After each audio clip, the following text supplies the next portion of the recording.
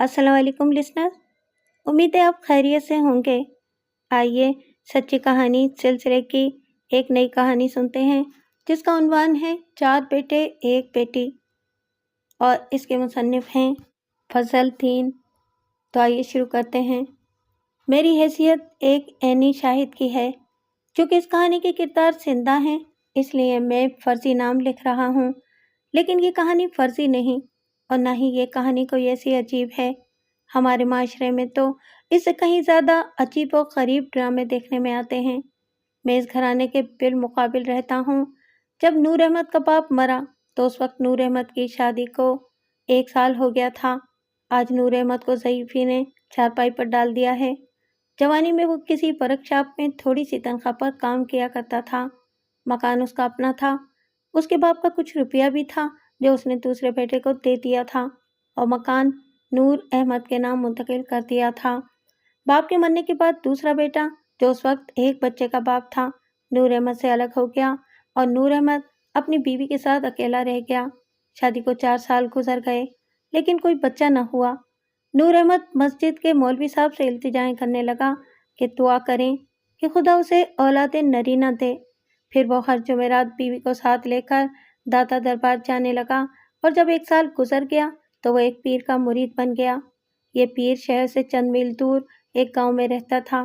اس پیر کی بہت دھوم تھی کہ بے اولادوں کو اولاد دیتا ہے اور مردوں کو زندہ کر دیا کرتا ہے۔ نور احمد اس پیر کی دہلیز پر ماتھا ٹیکنے لگا اور اکثر بیوی کو بھی اس کے ہاں بھیجنے لگا۔ میں اور میرے 3-4 دوست صرف خدا اور اس کے رسول مقبول صلی اللہ علیہ وآلہ وسلم کو مانتے تھے۔ پیری مریدی کے نہ کبھی قائل ہوئے تھے اور نہ کبھی ہوں گے۔ ایک روز ہمیں پتہ چلا کہ نور احمد کی بیوی اکیلی بھی پیر کے ہاں جاتی ہے اور 2-2 3-3 دن اور راتیں وہاں گزارتی ہے۔ تو ہم نے اشاروں میں نور احمد کو سمجھانے کی کوشش کی کہ خود وہاں چلا جایا کرے، بیوی کو نہ بھیجا کرے، مگر نور احمد نے ہمیں پیر کی کرامات سنانی شروع کر دیں اور پورے وثوق سے کہنے لگا کہ پیر اس سال ضرور بچہ دیں گے اور پہلا بچہ لڑکا ہوگا۔ نور احمد کو صرف لڑکوں کی خواہش تھی۔ مسجد کے مولوی صاحب سے جب دعا کرایا کرتا تھا تو زور دے کر کہا کرتا تھا کہ مولوی صاحب لڑکے کے لیے دعا کرنا۔ آخر خدا نے نور احمد کی دعا قبول کر لی اور اس کے گھر پہلا بچہ پیدا ہوا۔ یہ معلوم نہ ہو سکا کہ اس کی دعا خدا تک پہنچائی کس نے تھی۔ ہوا یہ کہ مولوی صاحب بھی منہ مانگا نذرانہ لے گئے، کہنے لگے کہ یہ ان کی دعاؤں کا کرشمہ ہے۔ دوسرے روز پیر صاحب 10-12 خاص مریدوں کے ساتھ آن دھمکے ایک بکرا زندہ لے گئے، اور ایک دن میں وہ اور اس کے مرید نور احمد کے گھر کی وہی حالت کر گئے جو مکڑی فصل کا کر جاتی ہے۔ ہم نے پیر کو پہلی بار دیکھا۔ وہ 20-22 سال کا خوبرو آدمی تھا۔ آنکھوں کی چمک، چہرے کی رونق اور لباس سے کسی مہاراجے کا اوباش بیٹا لگتا تھا۔ وہ کسی پہلو پاک باز اور عبادت گزار معلوم نہیں ہوتا تھا۔ معلوم ہوا کہ اس کا باپ مر گیا ہے۔ دور دور سے لوگ مرادیں پوری کرانے آتے ہیں اور کوئی سوالی خالی نہیں جاتا۔ نور احمد نے قرض لے کر پہلے بچے کی خوشی میں اتنا روپیہ پیسہ بہا دیا جتنا اس کے باپ نے اس کی شادی پر خرچ نہیں کیا تھا۔ 2 سال گزر گئے تو دوسرا بچہ پیدا ہوا۔ یہ بھی لڑکا تھا۔ نور احمد جو پہلے قرض کی ادائیگی سے ابھی فارغ نہیں ہوا تھا اور قرض لے کر دوسرے لڑکے کی خوشی منانے لگا۔ اب تو میاں بیوی پیر کے زر خرید غلام بن گئے۔ قرض سودی تھا جو 2 ہندوؤں سے لیا گیا تھا۔ معلوم ہوا کہ نور احمد ہر مہینے جو ادائیگی کرتا ہے وہ صرف 100 روپے کی رقم ہوتی ہے، اور اصل زر روز اول کی طرح سر پر موجود ہے۔ لیکن نور احمد کو کوئی غم نہ تھا۔ اس قدر اطمینان سے باتیں کیا کرتا جیسے پیر کی برکت سے خدا اس کی چھت پھاڑ کر دولت دے گا اور قرض ادا ہو جائے گا۔ حالانکہ اس کی بیوی کا سارا زیور گروی رکھا ہوا تھا۔ 2 سال اور گزر گئے اور تیسرا لڑکا پیدا ہوا۔ اس دوران نور احمد کی بیوی مہینے میں 1 بار پیر کے گاؤں باقاعدگی سے جاتی رہی، اور پیر دوسرے تیسرے مہینے آتا رہا۔ وہ جب بھی آتا چند ایک مریدوں کو ساتھ لاتا اور 3-4 روز خوب مرغن دعوتیں اڑا کر چلا جاتا۔ نور احمد دونوں ہندوؤں کا سود ادا کرتا رہا، لیکن اس کو قرض کا بوجھ کسی بھی وقت محسوس نہ ہوا۔ ایک روز اس کا بھائی بیوی بچوں سمیت اس کے گھر آیا تو تھوڑی دیر بعد نور احمد کی بیوی کی جلی کٹی باتیں سنائی دینے لگی۔ چند منٹوں بعد ہی اچھی خاصی لڑائی شروع ہو گئی۔ پھر دونوں بھائی جھگڑنے لگے۔ ہم نے دیکھا کہ اس کا بھائی سخت خفگی میں بیوی بچوں کو ساتھ لیے اپنے گھر جا رہا تھا۔ معلوم ہوا کہ بھائی اور اس کی بیوی نے نور احمد کو کہہ دیا تھا کہ اپنی مالی حیثیت کے مطابق خرچ کرو اور سودی قرضے کی لعنت سے آزاد ہونے کی کوشش کرو۔ بھائی کا کاروبار اچھا تھا، اس نے مالی مدد کی بھی پیشکش کی، لیکن نور احمد اور اس کی بیوی نے اسے اپنی بے عزتی سمجھ کر ان سے لڑائی جھگڑا شروع کر دیا، اور جب دونوں ہندو ساہوکاروں کے منشی باری باری سود کی رقم لینے آیا کرتے تھے تو نور احمد اسے بے عزتی نہیں سمجھا کرتا تھا۔ اب نور احمد نے مسجد میں بھی جانا چھوڑ دیا۔ وہ پیر کی مریدی اور 3 بیٹوں کی خوشی سے سرشار رہتا تھا۔ اس میں اب غرور بھی پیدا ہو چلا تھا۔ ہر کسی سے موقع بے موقع کہا کرتا تھا کہ جس باپ کے 3 بیٹے ہوں اسے کیا غم۔ انہی دنوں میرے گھر دوسری بیٹی پیدا ہوئی تو نور احمد نے کچھ طنزیہ سے لہجے میں کہا کہ بیٹیاں بد نصیبوں کے گھر پیدا ہوا کرتی ہیں۔ پھر ایک روز اس نے بیٹیوں سے نفرت کا اظہار ایسے الفاظ میں کیا جو میں یہاں لکھنا نہیں چاہتا۔ یہ الفاظ آج تک میرے سینے پر کندہ ہیں۔ 3 سال اور گزر گئے تو نور احمد کے گھر چوتھا بیٹا پیدا ہوا۔ اس وقت اس کا پہلا بیٹا دوسری جماعت میں پڑھتا تھا۔ نور احمد کی گردن اب بالکل ہی اکڑ گئی۔ اسے اب دنیا کے 2 ہی انسان اچھے لگتے تھے، اپنا پیر جس نے اولاد عطا کی اور اپنی بیوی جو لڑکے ہی لڑکے جنتی چلی جا رہی تھی۔ ہر کسی سے کہتا پھرتا تھا کہ میری بیوی بھاگوان ہے، اس نیک بخت نے میرے گھر میں 4 چاند لگا دی ہیں، اور پیر کا نام لیتے تو وہ اپنا ہاتھ چوم لیا کرتا تھا۔ ایک دن میری بیوی نے نور احمد کی بیوی سے کہا کہ اب خدا تمہیں ایک لڑکی دے دے تو گھر مکمل ہو جائے۔ 4 بھائیوں میں ایک بہن بڑی اچھی لگتی ہے، لعنت بھیجو لڑکی پر۔ نور احمد کی بیوی نے نفرت سے کہا لڑکیاں تو بدبختوں کے گھروں میں پیدا ہوتی ہیں۔ اور ایک روز میں بھی نور احمد سے یہی بات کہہ بیٹھا تو اس نے جواب دیا لڑکیاں تمہیں مبارک ہوں، مردوں کی اولاد مرد ہی ہوا کرتے ہیں۔ اس کے ساتھ ہی اس نے محلے کے 2-3 گھروں کی جوان لڑکیوں کے چال چلن کے متعلق بے بنیاد باتیں سنا ڈالی۔ کسی لڑکی کو کسی کے بیٹے کے ساتھ وابستہ کر دیا اور کسی کی بیٹی کو ان الفاظ کے ساتھ آوارہ کہہ ڈالا۔ میں نے خود دیکھا ہے۔ اور اس نے یہ بھی کہا کہ لڑکیاں خاندان کی عزت کو ڈبونے کے لیے پیدا ہوتی ہیں، اور خدا جسے اس دنیا میں کسی گناہ کی سزا دینا چاہے تو اس کے گھر 1-2 لڑکیاں پیدا کر دیتا ہے۔ میں چپ رہا، لیکن دل کو سخت چوٹ لگی۔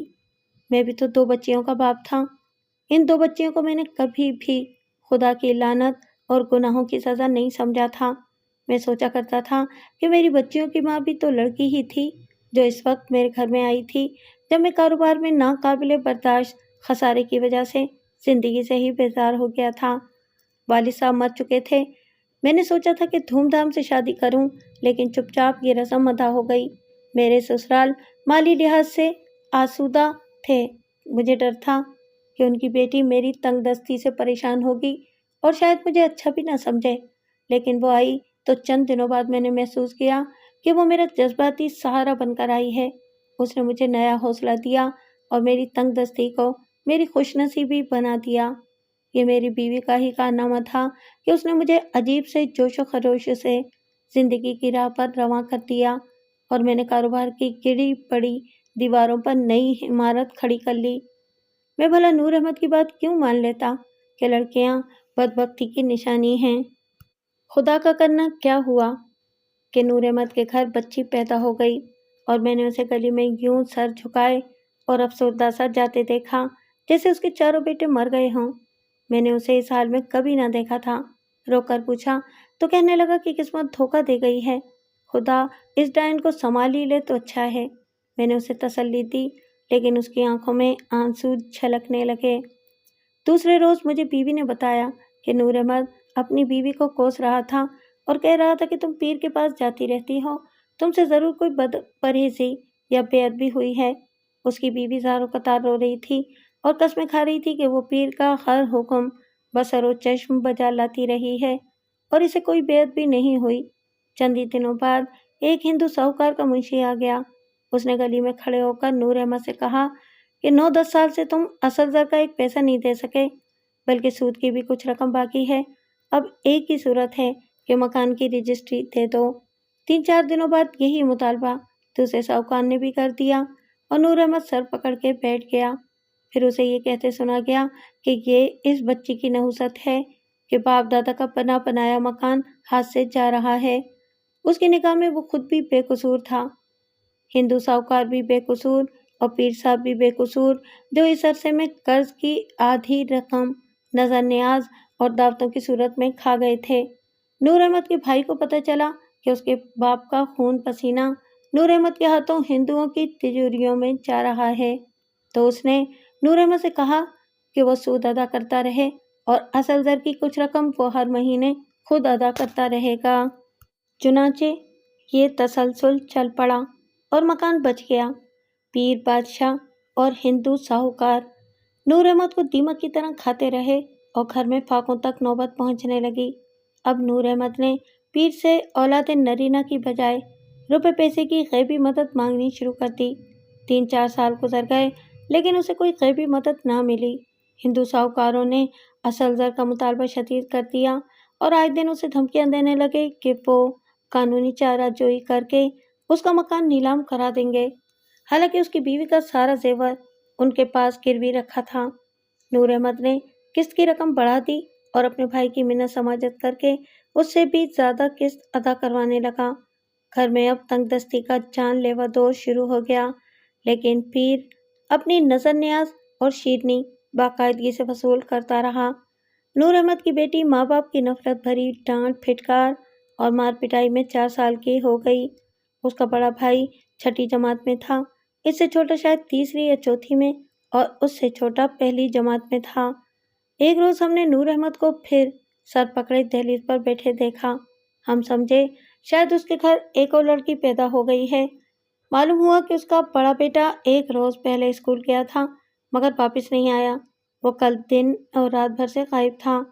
نور احمد نے بتایا کہ وہ اسکول پتہ کرنے گیا تو اس کے ماسٹروں نے کہا کہ لڑکا کئی دنوں سے اسکول سے غیر حاضر ہے اور اکثر غیر حاضر رہتا ہے۔ نور احمد کہتا تھا کہ لڑکا ہر صبح بستہ اٹھائے اسکول جاتا ہے اور چھٹی کے وقت گھر آ جاتا ہے۔ اس کے ہم جماعتوں نے بھی اپنے ماسٹروں کی تائید کی۔ کھلتے کھلتے راز کھلا کہ لڑکا چند ایک لڑکوں کے ساتھ سیر و تفریح کے لیے نکل جاتا ہے۔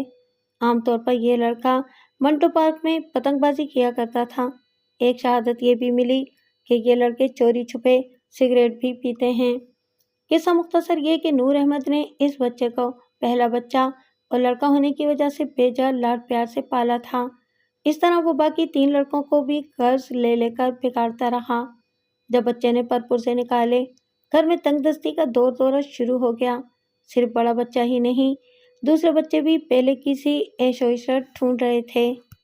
وہ اپنی بات منوانے اور ہر فرمائش پوری کروانے کے عادی ہو چکے تھے، لیکن گھر میں اب غربت تھی۔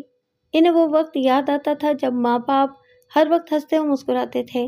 بچوں کو یہ علم نہیں تھا کہ ان کے والدین نے وہ ہنسی ہندو ساہوکاروں سے سود پر لی ہوئی تھی، جو اب غموں میں بدل گئی تھی۔ بچوں کو اب ماں باپ کے چہروں پر اداسیاں اور گھر میں ویرانیاں نظر آئیں تو وہ گھر سے باہر بھاگنے لگے۔ بڑا لڑکا 4 روز بعد گھر آیا۔ معلوم نہیں کہ اسے باپ نے مارا پیٹا یا پیار سے سمجھایا، لیکن اتنی سی بات کا علم ہو گیا کہ وہ اپنے آوارہ دوستوں کے ساتھ ریل گاڑی میں بے ٹکٹ بیٹھ گیا تھا اور جہلم تک بے ٹکٹ سیر کر آیا تھا۔ اگر ان لڑکوں کو پولیس آوارہ گردی میں پکڑ نہ لیتی تو جانے وہ سب کہاں تک جا پہنچتے۔ معلوم نہیں پولیس نے انہیں کس طرح چھوڑ دیا اور وہ واپس آ گئے۔ وقت گزرتا چلا گیا۔ یہ لڑکا تو ہاتھ سے نکل ہی گیا تھا۔ دوسرے دونوں لڑکے بھی اسکول سے بھاگنے لگے۔ جب چوتھے کو اسکول میں داخل کرانے کا وقت آیا تو 1000 مار پٹائی کے باوجود وہ اسکول میں نہ ٹھہرا، بھاگ کر گھر آ جاتا یا کہیں اور نکل جاتا اور چھٹی کے وقت گھر آ جاتا۔ بچی کی یہ حالت تھی کہ ماں اور باپ اٹھتے بیٹھتے اسے گالیاں دینے لگے۔ ان کی نگاہ میں یہ اسی معصوم کی نحوست تھی کہ اولاد نرینہ گمراہ ہو گئی تھی۔ اس دور میں لڑکیوں کو تعلیم دلانے کا رواج نہ تھا، لہٰذا سوال ہی پیدا نہیں ہوتا تھا کہ بچی کو اسکول میں داخل کرایا جائے۔ اس بچی کو میں اکثر دیکھا کرتا تھا، نہ اس میں بچپن کی شوخی تھی نہ وہ بچوں کے ساتھ کھیلتی، وہ تو چھوٹے سے قد کی عورت لگتی تھی۔ اللہ صبح اٹھ کر سارے گھر میں جھاڑو دیا کرتی تھی، برتن دھویا کرتی تھی اور دن بھر چھوٹی سی بالٹی اٹھائے مسجد کے ہینڈ پمپ سے پانی لاتی رہتی تھی۔ وہ روتی تھی نہ ہنستی تھی۔ نور احمد اپنے بیٹوں کی آوارگی کا علاج بھی پیر کے حجرے میں ڈھونڈنے لگا۔ اس کی بیوی میری بیوی کو بتایا کرتی تھی کہ پیر صاحب نے بچوں کو پانی میں گھول کر پلانے کے لیے تعویذ دیے ہیں اور انہوں نے اپنے باپ کے مزار کی مٹی بھی بچوں کو کھلانے کے لیے دی ہے، لیکن ہم دیکھ رہے تھے کہ تعویذوں کا پانی اور مزار کی مٹی کیا اثر کر رہی تھی۔ چاروں میں سے کوئی نہ کوئی گھر سے بھاگا ہوا ہوتا تھا اور جب یہ لڑکے گھر میں ہوتے تھے تو ان کی گالیاں سارا محلہ سنا کرتا تھا۔ باپ نے تنگ آ کر اب ان کی پٹائی بھی شروع کر دی تھی، جس نے جلتی پر تیل کا کام کیا۔ ایک روز میں نے نور احمد کی بچی کو دہلیز پر بیٹھے دیکھا۔ وہ پینسل کے چھوٹے سے ٹکڑے سے کاغذ پر الٹی سیدھی لکیریں کھینچ رہی تھی۔ مجھے اس پر ترس آ گیا۔ میں نے اسے بلایا تو وہ یوں خوف زدہ سی ہو کر میری طرف آہستہ آہستہ چل پڑی جیسے میں نے اسے چوری کرتے پکڑ لیا ہو۔ مجھ تک پہنچتے اس نے ہر قدم پر پیچھے اپنے گھر کی طرف دیکھا۔ میں نے اسے بلایا تو وہ یوں خوف زدہ سی ہو کر میری طرف آہستہ آہستہ چل پڑی جیسے میں نے اسے چوری کرتے پکڑ لیا ہو۔ مجھ تک پہنچتے اس نے ہر قدم پر پیچھے اپنے گھر کی طرف دیکھا۔ میں اسے اندر لے آیا۔ یہ کیا لکھ رہی ہو؟ میں نے اس سے پوچھا۔ وہ چپ چاپ کھڑی رہی۔ میں نے بہت کوشش کی کہ وہ کوئی بات کرے، لیکن وہ میرے منہ کی طرف دیکھتی رہی۔ میں نے اس کے سر پر ہاتھ پھیرا۔ جب اسے اپنے قریب کر لیا تو وہ ڈر گئی اور کہنے لگی، میں گھر جاتی ہوں، ابا مارے گا۔ لیکن میرے پیار نے اس کا ڈر دور کر دیا۔ تم پڑھنا چاہتی ہو؟ میں نے پوچھا۔ ہاں، اس نے بے ساختگی سے کہا۔ میں اسے کاغذ پر الف ب لکھ کر دکھانے لگا تو وہ منہمک ہو گئی۔ اس کے شوق سے متاثر ہو کر میں نے اپنی بیوی سے کہا کہ وہ اس کی ماں سے بات کرے، اگر وہ اجازت دے تو بچی ہماری بچیوں سے پڑھ لیا کرے۔ میری بیوی نے اس کی ماں سے بات کی تو اس نے کہا کہ جنہیں پڑھانا تھا وہ تو بھاگے بھاگے پھر رہے ہیں، اس نامراد کو پڑھا کر کیا کریں گے؟ میری بیوی نے اسے قائل کر لیا اور بچی میرے گھر آنے لگی۔ ہم نے اسے قاعدہ، تختی، پینسل، قلم اور دوات وغیرہ لے دی اور وہ پورے شوق سے پڑھنے لگی۔ ہو سکتا ہے کہ وہ ماں باپ کی پھٹکار اور گھر کے جلے کٹے ماحول سے بھاگ کر الف ب پڑھنے میں فرار محسوس کرتی ہو۔ اس کے لیے سب سے زیادہ تکلیف دہ وقت وہ ہوتا تھا جب وہ میرے گھر سے جانے لگتی تھی یا ماں اسے دروازے میں کھڑے ہو کر چلا چلا کر بلانے لگتی تھی۔ بچی کا کھلا ہوا چہرہ بجھ جاتا تھا اور میری بچیوں کو ترسی ہوئی نظروں سے دیکھتی ہوئی وہ اپنے گھر چلی جاتی تھی۔ نور احمد دن بھر ورک شاپ میں رہتا تھا۔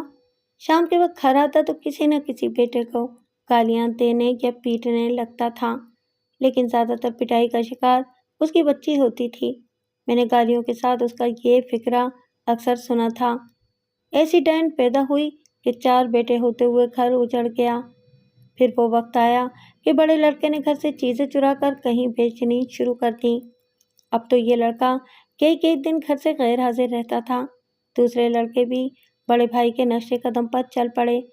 نور احمد بڑے بھائی کی مدد سے ساہوکاروں کا سود اور تھوڑی سی قسط اصل زر کی دیتا رہا اور اس کا پیر 3-4 مہینوں بعد آ کر اپنی قسط وصول کر جاتا تھا۔ چنانچہ 4 بیٹوں، 2 ساہوکاروں اور ایک پیر نے نور احمد کی کمر توڑ ڈالی اور اس کی بیوی بہت تیزی سے بوڑھی ہونے لگی۔ بڑا لڑکا 15-16 سال کا ہوا تو وہ محلے میں ہی نہیں، اس شہر کی ساری آبادی کا مانا ہوا گنڈا بن گیا۔ گو ابھی اس نے اپنے گھر کے سوا اور کہیں چوری یا جیب تراشی نہیں کی تھی۔ اسے جوئے، چرس اور لڑائی مار کٹائی سے محبت ہو گئی تھی۔ اس کی اتنی سی برخورداری کو میں ضرور تسلیم کرتا ہوں کہ جوئے کی بازی جیت جاتا تو اس میں سے باپ کو چند روپے ضرور دے دیا کرتا تھا۔ اس کے چھوٹے بھائی اس کی راہ پر چل رہے تھے اور باپ صبح و شام آہوزاری کرتا رہتا تھا۔ جب اکتا جاتا تو ذرا سی بات پر بچی کو 2 تھپڑ مار کر غصے کو ٹھنڈا کر لیا کرتا تھا۔ لڑکے تو گھر سے بھاگ جاتے تھے، لیکن لڑکی اتنے ظلم و تشدد کے باوجود نہ بھاگی۔ بھاگنا تو اسے چاہیے تھا، لیکن شاید اپنی کمزوریوں سے آگاہ تھی اور ماں باپ کی پناہ کو چھوڑتے ہوئے ڈرتی تھی۔ جب لڑکا جوان ہو گیا تو کئی روز نظر نہ آیا۔ اس کے باپ سے پوچھا تو معلوم ہوا کہ اسے اس کا پیر اپنے گاؤں لے گیا ہے۔ نور احمد نے کہا کہ پیر جی کہتے تھے کہ میں اسے چند دنوں میں انسان بنا دوں گا۔ دوسری جنگ عظیم شروع ہو چکی تھی۔ جنگ کے دوسرے سال کے دوران نور احمد کا دوسرا بیٹا فوج میں بھرتی ہو گیا۔ اس کی ماں چند دن روتی رہی، پھر چپ ہو رہی۔ باقی دونوں بیٹے اسکول سے پہلے ہی چھٹی کر چکے تھے۔ وہ دن بھر پتنگ بازی میں شہر کی خاک چھانتے رہتے تھے۔ بچی جو اب 14-15 برس کی ہو گئی تھی، میرے ہاں 2 بار قرآن ختم کر چکی تھی اور 6ٹھی جماعت تک اردو کی کتابیں پڑھ لیتی تھی۔ اس کے علاوہ وہ نماز کی بہت ہی پابند تھی۔ وہ کم سن تو لگتی ہی نہیں تھی۔ باتوں میں غمزدہ سی سنجیدگی اور ہاتھوں میں پختہ کار گھریلو عورت کی پھرتی تھی۔ اس کی ماں تو سر باندھے لیٹی رہتی تھی۔ گھر کا سارا کام کاج اس لڑکی نے سنبھال رکھا تھا اور اس حال میں سنبھال رکھا تھا کہ اس کے دونوں بڑے بھائی ذرا سی بات پر پیٹ ڈالتے تھے اور ماں باپ کی پھٹکار الگ تھی۔ بڑا لڑکا کوئی 2 سال بعد مجھے نظر آیا۔ اس کا حال حلیہ ہی بدلا ہوا تھا۔ جسم بے ڈھب اور موٹا ہو گیا تھا اور آنکھیں نشے سے چڑھی ہوئی۔ بہت باتونی ہو گیا تھا، جو منہ میں آتا بکتا چلا جاتا تھا۔ معلوم ہوا کہ وہ پیر کا مرید خاص بن گیا ہے، لیکن ایک روز ماں باپ کو ننگی گالیاں دے رہا تھا اور سخت غصے میں چلا کر کہہ رہا تھا، ٹانگیں توڑ دوں گا، قتل کر دوں گا، خبردار۔ مجھ سے رہا نہ گیا۔ مجھے یہ ڈر محسوس ہونے لگا کہ باپ بوڑھا ہے، کہیں یہ چرسی بیٹا مارنے پیٹنے نہ لگے۔ میں ان کے گھر چلا گیا، دیکھا کہ نور احمد اور اس کی بیوی ایک ہی چارپائی پر چپ چاپ بیٹھے ہوئے تھے۔ لڑکی شاید کمرے میں تھی اور بیٹا پھنکار رہا تھا۔ میں نے اسے چپ کرانے کی کوشش کی تو اس نے مجھے لمبی چوڑی بات بتائی، جس کا لب لباب یہ تھا کہ پیر کی فرمائش کے مطابق نور احمد نے اپنی بیٹی کو اس کے ہاں بھیج دیا تھا۔ اس کا بیٹا وہاں موجود تھا۔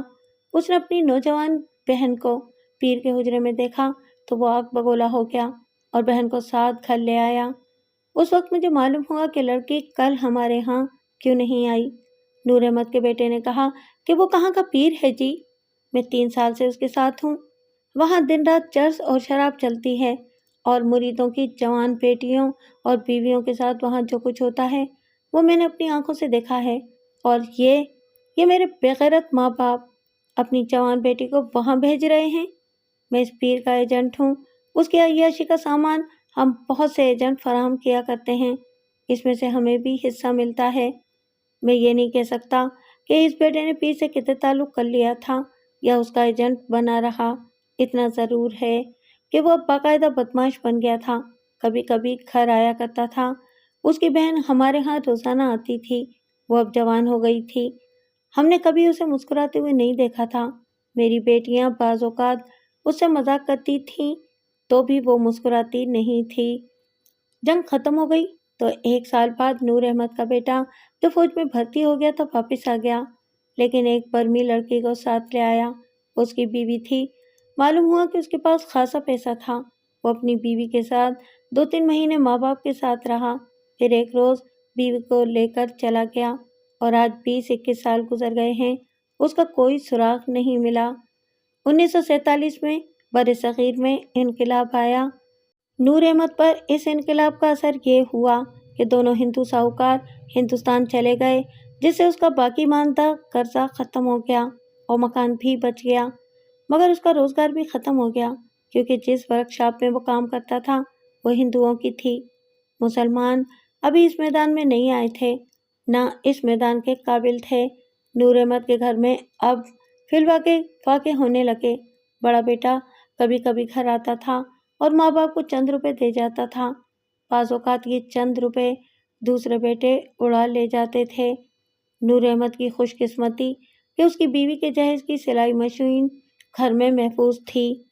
اس کی بیٹی نے کچھ اپنی ماں اور کچھ میری بیوی سے سلائی کڑھائی کا کام سیکھ لیا اور وہ گھر گھر جا کر سلائی کا کام لانے لگی۔ میں نے اپنی بیوی سے کہہ دیا کہ گھر میں سلائی کا جس قدر کام ہو وہ اس لڑکی کو دے دیا کرے۔ محلے کے جن گھرانوں پر میرا کچھ اثر تھا انہیں بھی کہہ دیا کہ اس لڑکی کو امداد کے طور پر ہی سلائی کڑھائی کا کام دے دیا کریں۔ اس طرح اسے اس قدر کام ملنے لگا کہ رات کے وقت بھی اس کے گھر سے مشین کی آواز سنائی دیتی تھی۔ اس مشقت کے علاوہ وہ ہانڈی روٹی اور گھر کے سارے کام کرتی تھی۔ اس کے ساتھ ہی اس نے محلے کی 3-4 بچیوں کو قرآن پڑھانے کا کام بھی شروع کر دیا۔ اس کی ماں تو اب ہلکی سی محنت و مشقت کے بھی قابل نہیں رہی تھی۔ بیٹوں کے غم نے اسے ادمویا کر دیا تھا۔ نور احمد کا بڑا بیٹا بھی لاپتہ ہو گیا۔ کچھ عرصے بعد اس کے متعلق طرح طرح کی خبریں سنائی دینے لگیں۔ کوئی کہتا تھا کہ لائل پور جیل میں ہے، شاید ڈاکے یا قتل میں پکڑا گیا تھا۔ بعض لوگ وثوق سے کہتے تھے کہ کہیں وہ اپنے جرائم پیشہ ساتھیوں کے ہاتھوں قتل ہو گیا ہے۔ بہرحال وہ ماں باپ کے لیے مر چکا تھا، کیونکہ وہ پھر کبھی نظر نہیں آیا۔ باقی دو بیٹے بھی مکمل طور پر گمراہ ہو چکے تھے، جن کے متعلق نور احمد نے اب یہ کہنا شروع کر دیا کہ یہ پیدا ہی نہ ہوتے تو اچھا تھا۔ پھر محلے والوں نے یہ منظر بھی دیکھا کہ نور احمد غموں اور بڑھاپے سے اس قدر معذور ہو گیا کہ ایک روز دروازے سے باہر نکل رہا تھا کہ غش کھا کر گر پڑا۔ 4 بیٹوں کا باپ، جس نے کبھی کہا تھا کہ لڑکیاں تو بدبختوں کے گھروں میں پیدا ہوتی ہیں، بے بسی کے عالم میں گلی میں اوندھے منہ پڑا تھا اور اسے اپنی بیٹی اٹھانے کی کوشش میں ہلکان ہو رہی تھی اور زاروں قطار رو رہی تھی۔ محلے کے 2-4 آدمی پہنچ گئے اور نور احمد کو اندر اٹھا لے گئے۔ اس کے بعد میں نے اس کی بیٹی کو ڈاکٹر کے پاس جاتے دیکھا اور ہر روز باقاعدگی سے دوائی لاتے دیکھا، اور اس کی بیٹی کو میں اس کا سر دباتے یا مٹھی چاپی کرتے دیکھا کرتا تھا۔ اس کے 2 بیٹے زندہ تھے، لیکن میں نے ان میں سے ایک کو بھی کبھی بھی باپ کے پاس نہیں دیکھا تھا۔ خدا خدا کر کے نور احمد کی طبیعت سنبھل گئی، لیکن بڑھاپے نے اسے معذور کر رکھا تھا۔ پھر بھی اس نے ایک ورک شاپ میں نوکری کر لی۔ بیٹی نے اسے کئی بار نوکری سے روکا، لیکن وہ جان چکا تھا کہ اب وہ جوان بیٹی کے کندھوں پر بوجھ بن گیا ہے۔ محلے والے اکثر باتیں کیا کرتے تھے کہ نور احمد اور اس کی بیوی بڑھاپا کس طرح گزاریں گے۔ لڑکی شادی کی عمر سے بہت آگے نکلی جا رہی ہے، اس کی شادی ہو گئی تو ماں باپ کا کیا بنے گا؟ یہ گھرانہ شادی بیاہ سے تو محروم ہی تھا۔ 2 بیٹے لاپتہ ہو چکے تھے اور 2 آوارہ۔ کون تھا جو انہیں اپنی بیٹیاں دے دیتا؟ جہاں تک لڑکی کا تعلق تھا، 2-3 جگہوں سے اس کے لیے پیغام آئے تھے، لیکن لڑکی نے خود ہی ماں باپ سے کہہ کر پیغام ٹھکرا دیے۔ اس کی ہم عمر لڑکیاں کبھی کی بیاہی جا چکی تھیں، خود میری دونوں بیٹیوں کے اولاد بھی ہو چکی تھی، لیکن یہ لڑکی ماں باپ کی خدمت میں لگی تھی۔ ایک روز بیوی نے مجھے بتایا کہ لڑکی اب شادی کر لے گی، کیونکہ اس کی تایا کا ایک بیٹا اکثر ان کے گھر آتا ہے۔